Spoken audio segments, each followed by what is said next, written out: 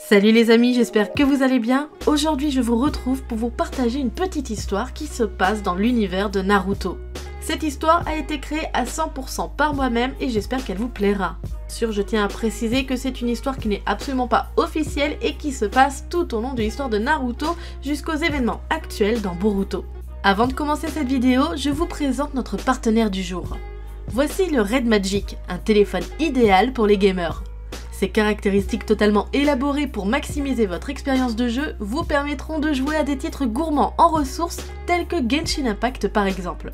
Le téléphone est muni d'un ventilateur turbo à grande vitesse avec 20 000 tours par minute à l'intérieur qui permettra de refroidir les composants lors de votre partie de jeu. Il est également doté d'un taux de refroidissement élevé de 165 Hz. Vous avez sur le téléphone un espace dédié au jeu avec un pavé tactile double gâchette. Le Red Magic est également muni d'une très bonne caméra avant et arrière.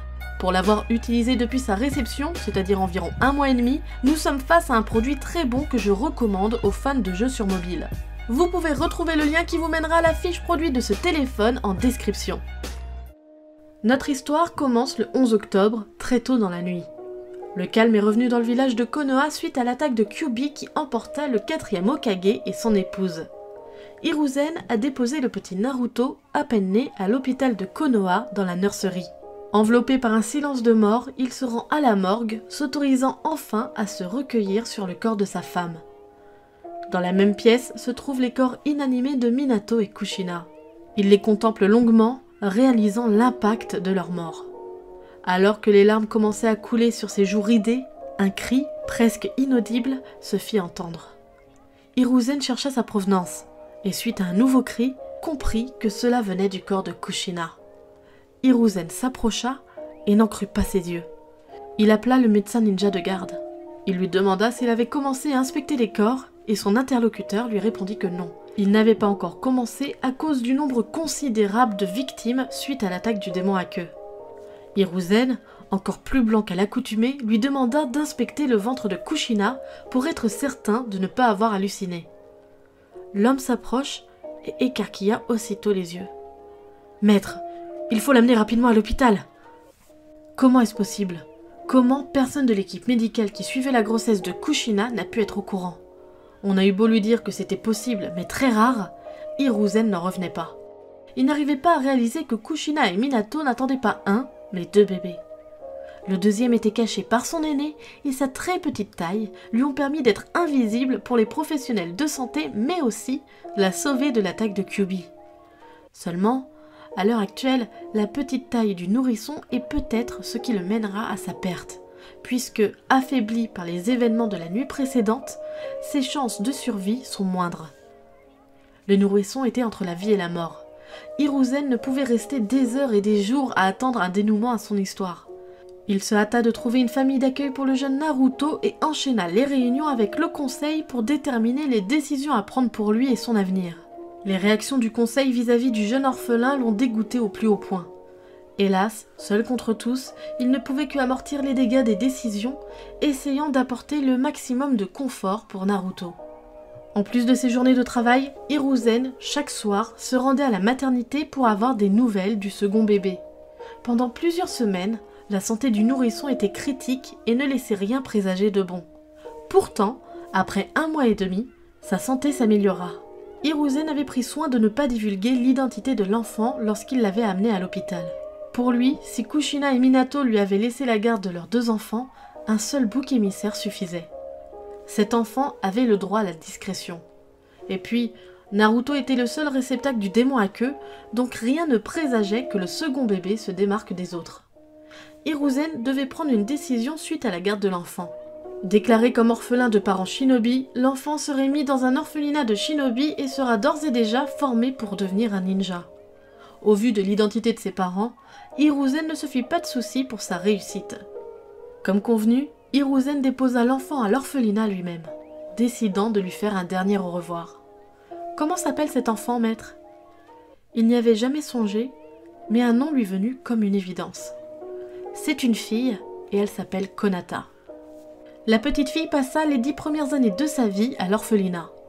Celui-ci était en lien direct avec le service de l'embout et elle suivit une formation très stricte de manière très prématurée. Elle présenta une certaine sensibilité pour les techniques Reiton et développa des techniques de déplacement instantané. À 10 ans, elle fut recrutée pour rejoindre l'Ambu où elle suivit des formations encore plus intenses, ce qui lui permit de développer encore plus sa maîtrise du Reiton. Elle réussira d'ailleurs à maîtriser une seconde infinité, le Futon. Elle réalisa de nombreuses missions de plus en plus dangereuses et devint l'une des recrues les plus prometteuses de l'Ambu. Étant une jeune fille sans passé ni antécédent, elle n'a jamais cherché à connaître ses origines, mais s'est plongée, dès qu'elle sut lire, dans la lecture de tous les ouvrages gardés dans les archives de l'Ambu. Dans la broche de l'Ambu qui recrute les jeunes orphelins, l'obtention de grade se fait par des examens en interne. La jeune Konata, à l'âge de 10 ans, était à un niveau équivalent au niveau de Chunin. 2 ans plus tard, elle fit partie des recrues en charge de la surveillance de l'examen Chunin des équipes ninja classiques. Elle a donc été confrontée rapidement aux équipes du Kazekage, aka Orochimaru, et a assisté de loin à la mort du 3e Hokage. Pour elle, le 3e était une figure de respect, mais elle ne l'avait jamais rencontré et n'a jamais eu quelque lien avec celui-ci. Sa perte fut un deuil national, mais son éducation d'Ambu ne lui ont pas permis de prendre le temps de se recueillir suite à ce drame. À l'âge de 13 ans, elle fut approchée par Danzo qui avait repéré son potentiel quelques mois plus tôt lors de l'attaque de l'examen. Ayant passé de nombreuses heures à lire l'histoire du village et ayant un sens fin d'analyse, Konata refusa la proposition du vieil homme, préférant continuer à servir l'Ambu. Elle a eu vent de la désertion du dernier membre du clan Uchiwa, un jeune garçon de son âge, et a été au plus proche des manigances des membres de la racine pour mettre la main dessus afin de l'abattre sans jamais y parvenir. En effet, le Sennin avec qui il était, celui même qui était responsable de la mort du 3e Hokage, Orochimaru, était très doué pour se cacher. À peine mettait-il la main sur l'un de ses QG qu'il avait déjà mis les voiles quelques jours auparavant. Konata continuera de monter les échelons au sein de l'Ambu. À l'âge de 15 ans, presque 16, elle sera, comme de nombreux autres ninjas, réquisitionnée pour participer à la 4e Grande Guerre. Elle fera partie de la 3e division, proche et moyenne distance, sous les ordres de Kakashi Hatake. Ses capacités de déplacement instantané seront une réussite sur le terrain, même si elle ne participera pas à l'assaut principal face à Madara et Obito.